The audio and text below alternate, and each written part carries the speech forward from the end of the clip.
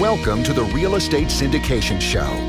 Whether you are a seasoned investor or building a new real estate business, this is the show for you.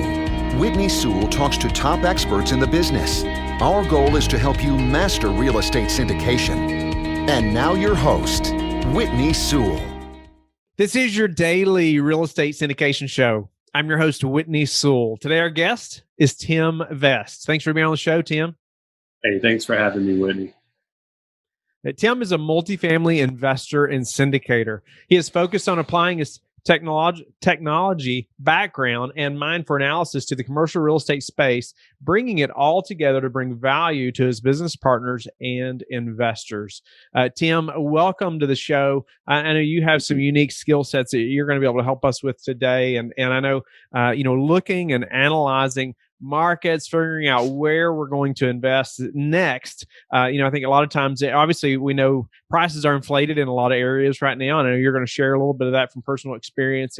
But just looking outside of our normal markets that we invest in can sometimes seem challenging, right? Or where do we go? What do we look for? And I'm looking forward to getting into that with you. But give us a little more about you and your business and where you all are right now and just your syndication business. And let's jump in. Yeah, sure. So Tim Vest, I have a company, Harvest Properties Group, and we're primarily focused in the southeastern portion of the United States, North Carolina, South Carolina, down into Florida, Alabama, and starting to branch out into Tennessee and then over into Texas. I'm partnered with a good team out of the Midwest as well, primarily focused in Ohio, Indiana, Illinois, Kentucky. That's kind of where we've had our focus for a while now. Like you mentioned, things are heating up pretty quickly. So we are starting to branch out into some other areas and some additional markets as well. Nice. Well, let's jump into that a little bit and just how you look at a market. Why don't we first look at what are you analyzing? When you're saying, okay, this is a market we would consider, and you can even use the current market that you're in and very familiar with. How do you know that's a good market? What is the market? What do you look for? And then we can discuss why you would look outside of that market. Sure. I'm right outside of the Charlotte, North Carolina area. That's where I'm based. That's where I started looking originally. Back in 2006, 2007, most of what we were doing was more in the land development, land syndication space, more than multifamily. But we focused in this area and in areas within kind of 2 to 3 hours of Charlotte. Here recently, Charlotte has exploded. The COVID-19 has caused the southeastern United States, especially in the Charlotte, South Carolina areas, to really, really heat up. We have a lot of traditional northeastern investors that are pulling out of the northeast, and they're bringing that money into the Charlotte region, the South Carolina region, Raleigh, Durham, and it's really causing prices to escalate. So it's getting a little bit harder to find good value add deals here in the Carolinas. So we're starting to branch outside of this area, and that really gets into kind of our analysis that you're talking about. What we really focus on is we try to look for cross sections where generations or groups are coming together. So right now, what we're really focused on are two groups: the baby boomers and the millennials, two of the largest generations ever in the United States. And they're coming at a unique time right now. The millennials are starting to look for areas to kind of settle. As much as millennials do, they tend to be very mobile. And then you have baby boomers that are reaching kind of that retirement age. And they're reaching that retirement age and looking to settle in areas where their kids are, their grandkids are, which just happens to be with the millennials. So we're doing a lot of analysis on where are millennials going, where are they focused, what are baby boomers looking for as they downsize, and truly as they start to get out of home ownership, and they also look for the ability to be more mobile, more flexible with where they live. So that's coming to a head where we're starting to see a cross section of baby boomers and millennials are ending up in a lot of the same areas, and they're both looking for opportunities to rent properties. You're starting to see that in places like Des Moines, Iowa, down into Texas. Alabama is very big. Memphis, believe it or not, is very, very big with millennials due to the cost of living and then the opportunities that exist there for jobs. So those are some of the areas that we've been able to identify. And as you can imagine, a lot of those are in the kind of in that Sun Belt region, more southern, more southeastern, as people kind of migrate out of the Northeast. So as far as like leaving Charlotte, now you talked about the prices, being over or inflated, and investors coming from other markets, and wanting to invest there, just getting more and more competitive. If you all are, I guess, when do you draw that line and say, okay, even though we've spent all this time here, we have these other projects here, we're established in this market. You know what? It is time to look somewhere else. Like, is there some time where it's like, okay, like, all these deals we're looking at are so overpriced, it's just too risky, or we think that it's worth the time to become established in another market where potentially it's not as competitive yet? Yeah, so we tend to stick to the value add strategy, and we have very strict guidelines for what we're looking to invest in.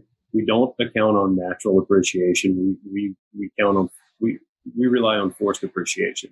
So to answer your question, if we can't go into a deal and through our own work without dealing with just the competitiveness that forces appreciation, if we can't through our own work force the appreciation to a certain level, then we move out. We tend to move out of the area and look for areas where our metrics or our guidelines do apply. We're typically looking for anywhere from an 8 to 12% conservative cash on cash return, and then something within a 2x multiple inside of 5 years. And that's through our underwriting. That's not taking into account market appreciation or natural appreciation, if you will. So if we can't hit those metrics, we will look for areas where we can. And again, with a very conservative underwriting, which is why honestly we over a 3 to 5 year hold, we tend to actually beat our own analysis. We're very conservative. We don't count on cap rate compression or any of those things. In fact, right now, cap rates are compressing, and we're assuming that they will decompress over the next 3 to 5 years. So a lot of our underwriting is writing into areas today where you're seeing 4 and 5% cap rates. We're now our analysis is showing those at say 6 to 7 in the next 5 years. So that's kind of it in a nutshell. Yeah. So could you elaborate a little more on what makes your underwriting conservative? Like, what are a couple other things that, what makes us conservative and we're preparing, for the future? Yeah. So talked a little bit about the cap rate piece. We'll absolutely take into account today's cap rate, but like I said, our cap rate from 3 to 5 years, we tend to add a couple of points to that. And then one of the other places we see it is being able to raise rents. A lot of times we'll get deals where the person that brings it to us is saying, "Hey, I think you can raise rents $350, $400." We don't write that in. We're looking more at the market analysis, and we're saying, "Yeah, you're saying 350, but we're going to write in 200, 250." And if we hit that 350 mark, great. Our investors are going to be really, really happy. But that piece of it. We also tend to be conservative in our underwriting on what we can do from an expense standpoint. We're very aggressive when we go into a deal with cutting expenses, but we're very conservative in our underwriting and what we think we can cut. Then once we get in there, we get our hands on the property and we start to live it, breathe it. Then we start to look for areas that we didn't necessarily identify in our underwriting.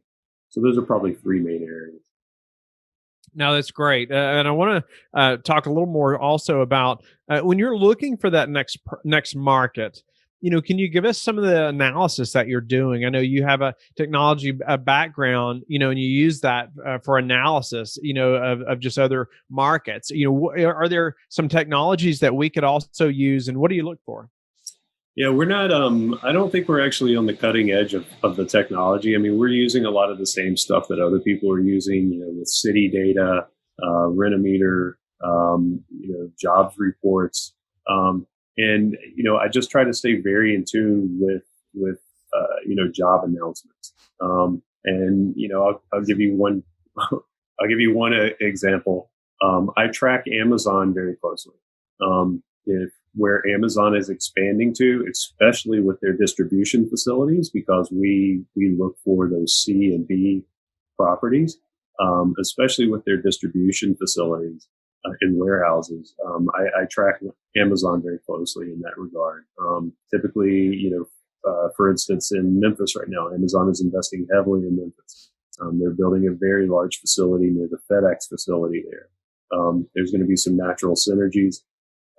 There are jobs currently right now just with the crew building the property, and those will naturally transition to the people that will then work at the property. So those are, that's one example. City data, obviously, using CoStar, and then just pulling a lot of those pieces of information together and looking at them, for areas of, I guess, cross sections and synergies with all that data.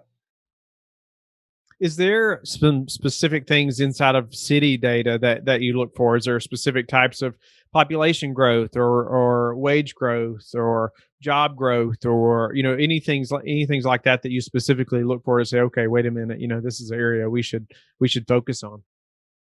We look for job growth. I don't necessarily track wage growth as much. We do obviously track median household income, median home price. Those are the standard things we look at, but it's more around job growth. Somebody told me a long time ago, if you go where the jobs are, or you go where the jobs are moving, you're probably not going to do wrong there. People follow the jobs, and that's just a good trend to follow, as an investor. So not so much wage growth, because I'm a true believer that the wage growth tends to follow the jobs. If there's job competition for the resource pool that's in the area, the wages will follow. And then, obviously, household median income, household median price. One of the areas that we were looking at recently that we decided not to go into, there, the median income was pretty good. It was in the 50 to 60,000 range.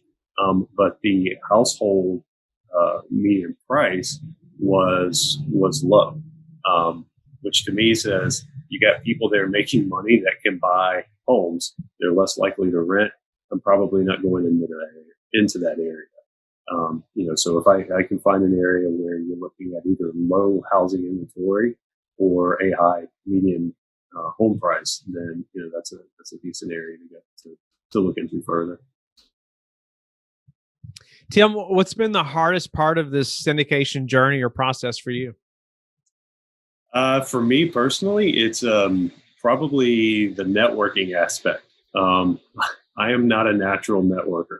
And as you probably know, networking is everything in syndication. I'm not a natural networker. I am, put me in front of a computer and let me analyze things on a regular basis. And I'm very, very happy with that. I got a neighbor who's a sales guy that lives across the street, and he's always got people over at his house, and he always gives me a hard time because on Friday night about 7:00, lights are off, garage doors down. I'm happy here. So it's truly that networking piece. But I've been working hard to kind of get out and overcome that, and then show through the people I network with the skill set that I can bring to the table. Yeah. Is there a specific way that you've overcome that or that you're working to overcome that? I bet many of the listeners also struggle with that same thing. Most of us have or do, at some point. So is there a tip that you could give them? I got to be honest. For me, it was just making a commitment to doing it and taking that meeting, taking the next meeting, reaching out to somebody. That's really what it was. I tried a lot of different things, in terms of reading a book on how to network or talking to somebody on how to network. It really wasn't until I made up my mind and changed my mindset about networking that I was able um, to make a change. And honestly, it's just taking that step and getting more comfortable with it. Today, whether it's, a meeting or an opportunity to connect with somebody in the area that I'm actually trying to get to or not, I take the meeting just to have the experience of talking to somebody, just to have the experience of making myself get outside of my comfort zone and go out and get it done. So that's, I'd like to say that there's some secret samurai trick or something that I could offer up, but really it's just about doing it, making up your mind and doing it. How do you prepare for a downturn, Tim? I know we talked about a few things that probably relate to this, but anything else you'd like to add to how you all specifically prepare for a potential downturn? Yeah, so I learned a pretty hard lesson back in '07, '08, '09. I mentioned land investing, and I got into land investing with some developers. I had some partners, and one of the things that coming out of '09 and 2010 that I look back and learned from, because we lost a lot at that time. One of the things I learned from that was exit strategy. Um, we had one exit strategy in those deals. We were completely dependent on the developer. They were highly lucrative when they were going well, but then they went south quickly. It's all about exit strategy for me. So when preparing for the downturns, I'm looking for opportunities to have at least three exit strategies. If I can refinance and hold while it cash flows, great. Obviously the golden ticket is being able to refinance, pay all my investors back, keep everybody in, and continue to cash flow. Or cash flow, take money out and sell. It's all about exit strategy, having multiple exit strategies. That's how we're preparing for the downturn, for any downturn that may be coming. Yeah. Yeah, so you could refi and then just hold and cash flow, I guess, until the market improves, right? Or until it is Right. a better time to sell. Or you said you just cash flow, take the money out and sell. I guess at more projected time. Right. Right. Yeah, that's correct. The worst case, we look for deals where worst case, where the market's not moving, things aren't selling. Worst case, it's cash flowing. We're able to pay our investors every month. We're able to pay ourselves every month. And, that's a worst case scenario. That's not a horrible worst case scenario to have. You're still making money. The property's paying for itself and your investors are getting paid. It's a lot better than if they had their money in the stock market and it went down, right? Yeah, absolutely.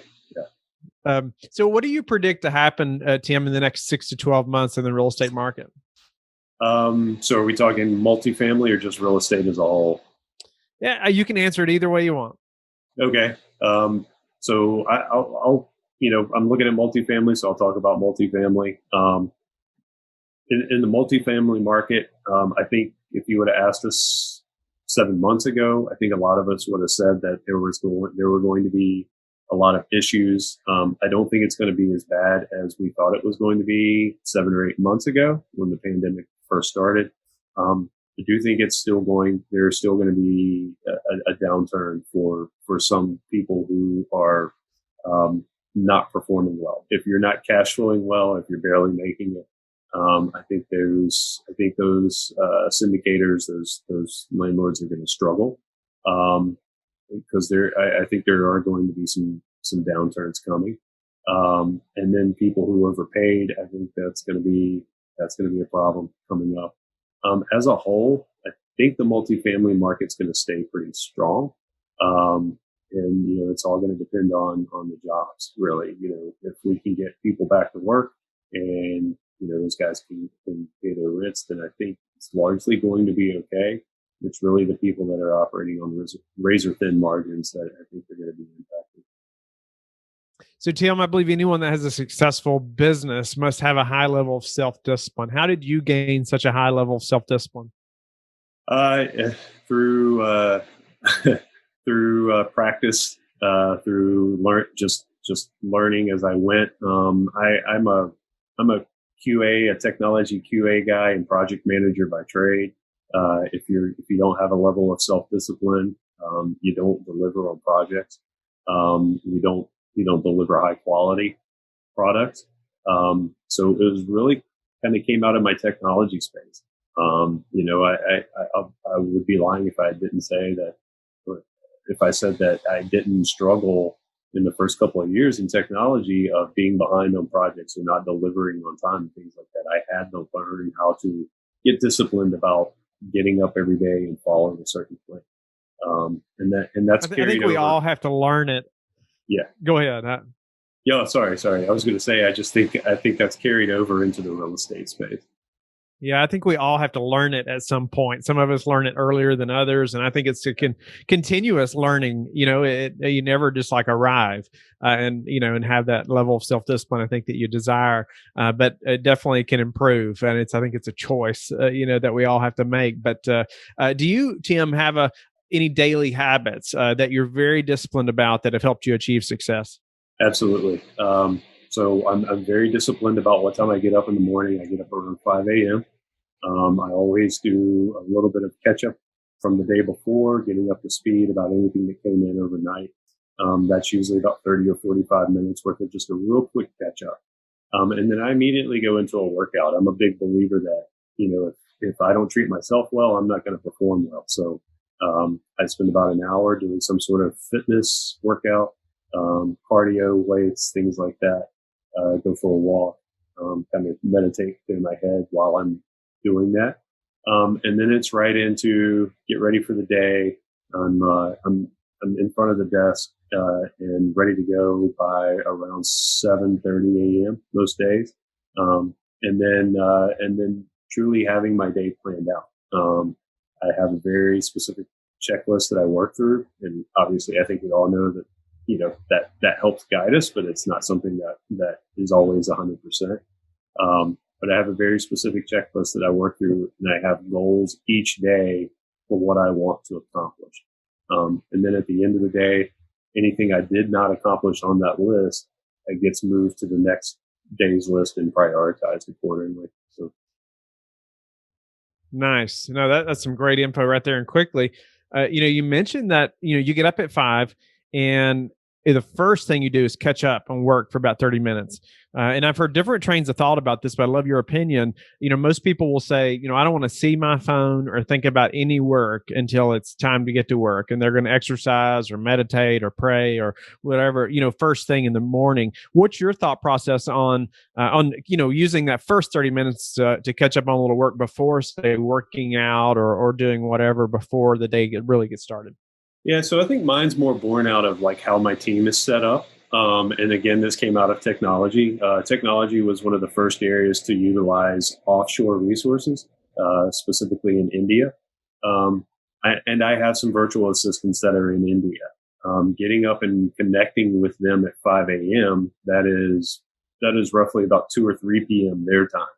So it's a way for me to connect with them during their day. We have very short windows of overlap with the folks in India and the VAs that I use there. So mine's really born more out of that piece of it. I utilize folks in that area. That makes complete sense. I mean, it's just a need for your team to operate. And so that makes complete sense. And tell me though, also about the checklist. Like you said, you have a very specific checklist you go through. How did you develop this checklist? Are there a few things you could share that would help us? Yeah. So the way I develop the checklist is I have a weekly plan of things I want to accomplish during that week. Right. So every Friday, towards the end of the day, I sit down and I figure out what my next week wants to look like. I know I want to write blogs. I know I want to be analyzing deals. I know I have specific people I want to connect with. So I develop my checklist based off that. That's my weekly goal. And then I break that down into a daily goal. So Monday is typically connect with people in my network, expand my network, and write blogs. Tuesday is analyze deals, reach out to brokers, partners I have, and then so forth and so forth. And then Friday is all about planning for the next week, which includes, I use some technology to plan out my social media. So Friday I sit down and, I schedule all of my social media on Friday afternoons for the next week. So, you might see me posting on LinkedIn or whatever, but that's been planned out probably 4 to 5 days in advance. And you said you struggle with networking. Look at that. Look how prepared you are. So what about a way you've recently improved your business that we could apply to ours? I would say, again, just networking and, using that network as a willingness to learn. What I find is I'll reach out to people with a very specific goal, trying to find a property, trying to network with investors, things like that. And the next thing I know, we're having a conversation like you and I are, and, they're teaching me something. I always grab something from it. And then, along that same lines, like earlier this week, I shared this with my mentor the other day. Earlier this week, I took a meeting with somebody that was pitching me. They wanted me to come in as a passive investor on one of their deals. And I took that meeting, honestly open-minded about it. But then as we were going through it, I started to realize there were things I wanted to take notes on of how to better prepare myself for my own meetings with investors. So I think it's just kind of that networking and willingness to learn that has really helped me to improve. Nice. What about your best source right now for meeting new investors? I know we talked about networking a little bit, but is there like one thing that's like, okay, for Tim right now, this thing is working? I have really been focused on LinkedIn. LinkedIn is where that may sound like a very standard answer, but I've really decided this year to focus on social media and expand my network. There's 15 different social media platforms out there at least. What I have always found is that if I try to focus on everything, I don't do anything well. So I decided to pick one. LinkedIn made the most sense to me, at least for what we're doing here. And so I've really focused on expanding my network through LinkedIn. And that's probably the single biggest impact that I've had recently. What's the number one thing that's contributed to your success? I go back to the willingness to learn. And that is absolutely the number one thing. I mentioned 2006, 2007. I just jumped into something, didn't really research it all that well. Had a couple of partners. We came across some great deals and it worked really well for a while. Didn't expand outside of that. Didn't seek a mentor. And ultimately that did not turn out well. And then, coming out of 2009, 2010, looking back on that and figuring out what we did wrong, and then just educating myself from that point forward, looking back, doing kind of what we call a post-mortem, if you will. We do that on every deal. We do that for everything we do. And then, just a willingness and an open-minded approach to when I talk to people, when I read things, just that willingness to absorb knowledge, I guess. I think your willingness to learn and just your willingness to be so transparent about a difficult time like that too. I think we can all be transparent and just share. We've all had moments of, that we've learned from and made mistakes. And if you say you've never made any mistakes, then there's a problem, right? Yeah. Tim, what about, how do you like to give back? So I like to help others. When I'm networking with folks, if they have something they need, I like to help them out, and not just in the real estate space. I had a call the other day with somebody who, is in my network, and they were looking for help setting up their website, building their website. So I was happy to help them with that. I was happy to make suggestions and guide them through the process. And I think it's just that willingness to give back to others. I've learned a lot in the last 5 or 6 years just from others, jumping on phone calls and talking with me, having Zoom meetings and talking with me. And, I want to share that. Nice. Well, Tim, I appreciate your willingness to give back to us today and just talking through how you analyze markets and why you might switch markets and what's happening in your current market, and the reason you would start looking out, and even some difficult times through 2007, 8, but then just, or here you talked about the returns that you need, and, these things have to happen. You talked about cap rate compression and different technology, things like you mentioned. What was it? Rent-A-Meter, and let's see, I had them here. Oh yeah, CoStar, City Data, job reports, numerous things there that we should all become familiar with as we're analyzing markets and buying deals. No doubt about it. But even you brought up the Amazon facility thing too. I think that's pretty incredible. What is it? Wendy's that they focus on where McDonald's goes. I think or it's one of those like that.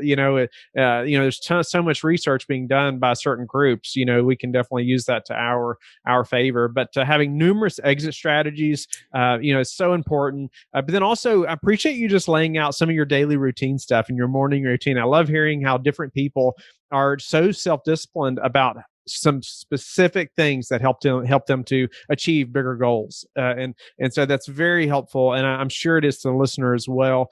Tell them how they can get in touch with you and learn more about you. Sure.